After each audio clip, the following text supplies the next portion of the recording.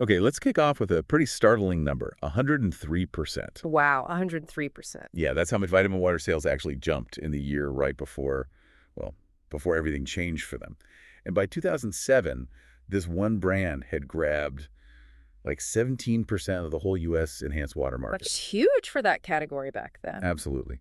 So today, we're doing a deep dive into Coca-Cola's massive $4.1 billion acquisition of Glacéau. That's the company behind Vitamin Water back in 2007. A number that definitely turned heads at the time. For sure. And our mission here, for you listening, is to unpack why this huge investment wasn't just, a random splurge. It was actually a really strategic, insightful move by Coke. Driven by some serious groundwork. Exactly. Grounded in market research. We'll be leaning on a great report from Cognitive Market Research that really digs into the role that research played in this whole merger. Sounds good. So let's set the scene. What was going on in the beverage world around that time that made Coca-Cola even consider something like this? Well, the really crucial background here is that traditional soda sales, they were hitting a bit of a wall. Plateauing. Definitely plateauing by the early 2000s. Uh.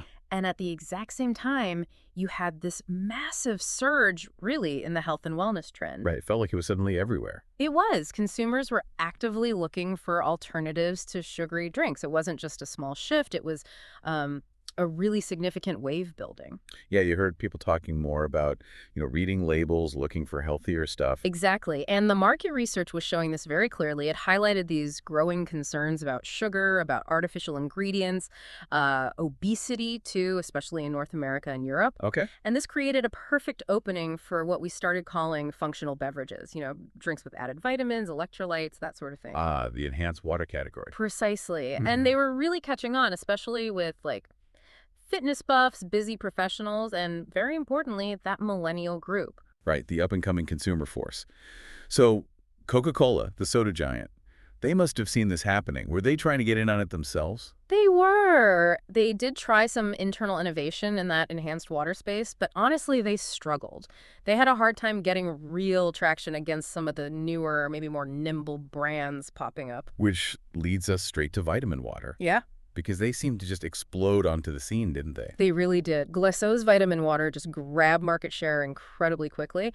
And the interesting part is how they did it. Right. Their branding was, bold. It was very lifestyle focused. Yeah. And the packaging was really distinctive, kind of minimalist. Yeah, it dipped it out. It did. And research showed that people weren't just buying a drink. They actually saw Vitamin Water as a kind of wellness statement. Yeah. It aligned with how they saw themselves, health conscious. So choosing that bottle in the cooler said something about you. That's exactly it. Research even found this genuine emotional connection consumers felt with the brand. And this is where it gets super interesting for the Coca-Cola decision. Okay. Because, as the report really stresses, this acquisition wasn't a guess. It was, quote, grounded in robust market research. So not just, hey, this stuff is selling well, let's buy it. Much deeper than that. I know, much deeper. Their research was meticulously mapping out these emerging trends in beverages, looking at adoption rates in different regions, lifestyle shifts across all sorts of consumer groups. So they were slicing and dicing the data. Completely. Looking beyond just the top-line sales, they wanted to know who was buying these drinks and, crucially, why. And did clear groups emerge from that research? Absolutely. The research specifically flagged health-conscious millennials and urban professionals. They were the key drivers, the early adopters really pushing this trend. Okay, that makes sense. And it got even more specific regionally.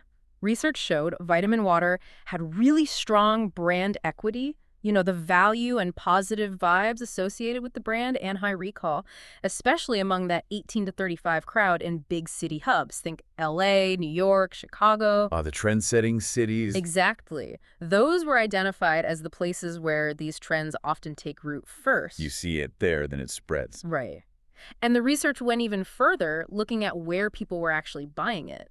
The patterns showed Vitamin Water was doing exceptionally well in, let's call them non-traditional channels. Like Gyms, yoga studios, those more upscale convenience stores, which was a really strong indicator that it was hitting those lifestyle-driven segments directly. So it wasn't just competing next to the Cokes and Pepsis in the supermarket aisle. Yeah. It was embedded in these wellness spaces. That's a great way to put it, embedded.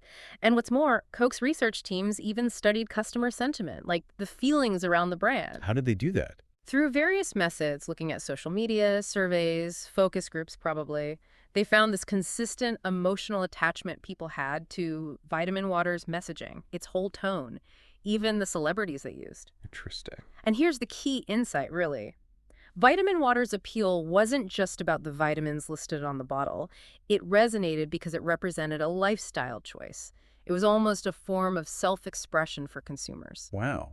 So it was about the story the brand told, not just the product itself. Hmm. Okay, so Coke understood the who and the where, but what about the Vitamin Water brand itself? What made it so valuable?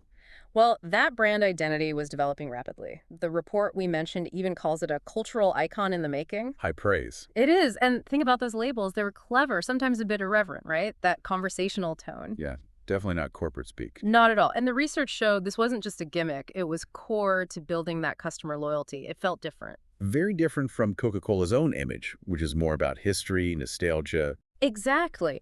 Coca-Cola's brand is, built on that nostalgia, that global ubiquity. Vitamin Water felt fresh, authentic, conversational. Polar opposites in some way. In some ways, yeah.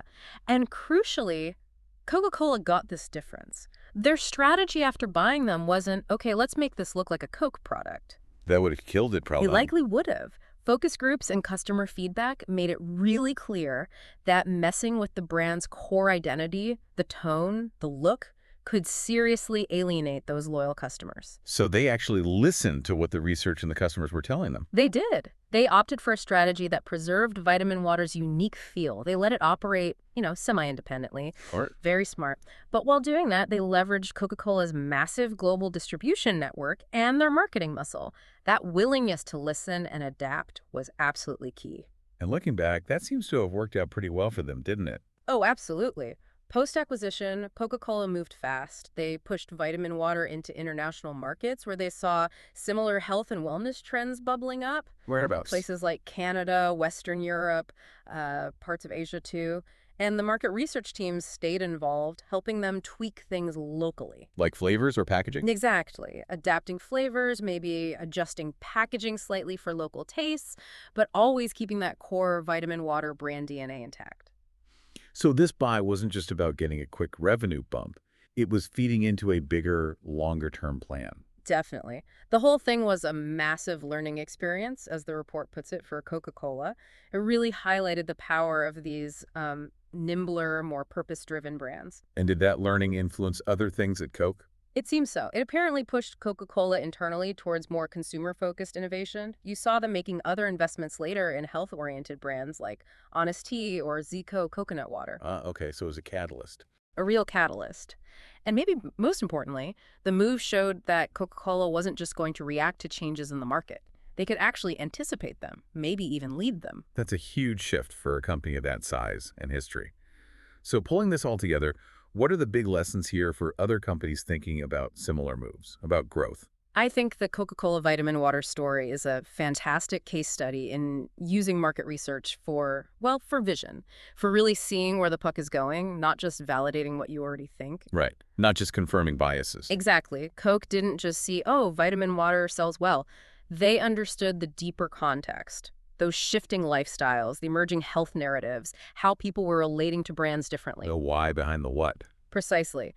And by acting on that deep researched understanding, they turned what could have been just a defensive move, protecting against soda decline, into a really proactive offensive strategy for future growth. So the advice is to look beyond the surface level numbers. Definitely. Companies really need to grasp the strategic value of both quantitative data, the hard numbers, and that qualitative insight, the research that explains the why. That's how you spot those brands that truly resonate on a deeper level. The ones with that emotional connection we talked about. That's it. Market research shouldn't just be a checkbox exercise. It needs to be seen as a critical pillar for making smart strategic choices, whether it's a merger, a new product launch, or expanding geographically. Understanding what really motivates people in different places. Yes, that nuanced understanding of consumer motivation across different groups, different regions, that can honestly be the difference between grabbing a huge opportunity and completely missing the boat. Okay, so boiling it all down from this deep dive. Coca-Cola buying Vitamin Water wasn't just a big check being written for a trendy drink. Not at all. It was a really strategic play, guided by some seriously smart market research that understood where consumers were heading. They weren't just buying a brand, they were buying into the future of health-conscious consumption. Well said. And that actually leads to a final thought, maybe something for you, the listener, to chew on. Okay. Think about the brand and products you see gaining traction right now. What are the underlying shifts, in behavior, in values? What might be driving their rise? Hmm. And maybe more importantly, what can the big established players learn from these up-and-comers to make sure they stay relevant in this constantly changing world?